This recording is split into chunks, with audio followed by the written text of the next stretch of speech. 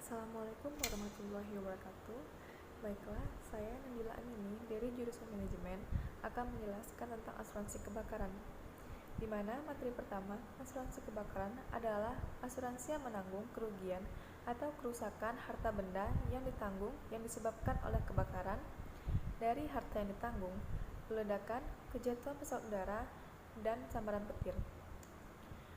Materi selanjutnya yaitu pengecualian, di mana beberapa risiko yang dikecualikan adalah kerugian atau kerusakan harta yang ditanggung atau yang diasuransikan yang disebabkan oleh kebakaran yang terjadi karena yang pertama, sifat bawaan benda, yang kedua, pencurian dan kehilangan pada saat terjadinya atau setelah terjadinya kerugian yang diasuransikan.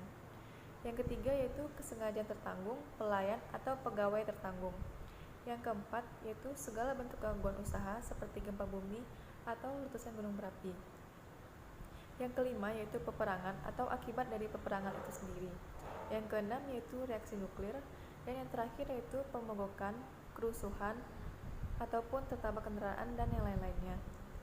Selanjutnya yaitu syarat umum, di mana ada beberapa syarat yang berlaku umum dalam penutupan asuransi kebakaran meliputi yang pertama yaitu pembayaran premi, kedua pertanggungan lain, tiga perubahan risiko, empat pindahan tempat atau pindahan tangan, lima kewajiban tertanggung dalam hal terjadi kerugian atau kerusakan, enam laporan kerugian, tujuh perhitungan ganti rugi, delapan kerugian atas barang, sembilan ganti rugi pertanggungan rangkap, 10 pertanggungan di bawah harga, 11 laporan tidak benar, 12 taksiran harga dalam kerugian, 13 biaya yang mendapat penggantian, 14 sisa barang, 15 pembayaran klaim, 16 prinsip subrogasi, 17 pemulihan jumlah pertanggungan, 18 hilangnya hak mendapatkan hak ganti rugi, 19 penghentian pertanggungan, 20 pengembalian premi,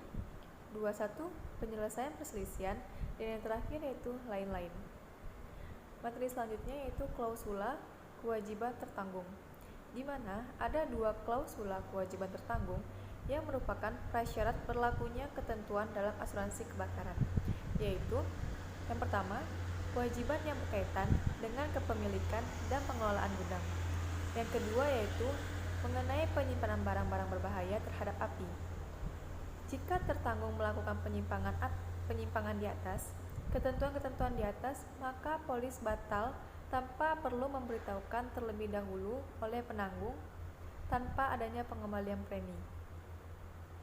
Materi selanjutnya yaitu endorsement kerusuhan, di mana endorsement kerusuhan adalah perluasan risiko yang dapat dijamin, yaitu risiko-risiko akibat kerusuhan yang selama ini tidak dapat dijamin.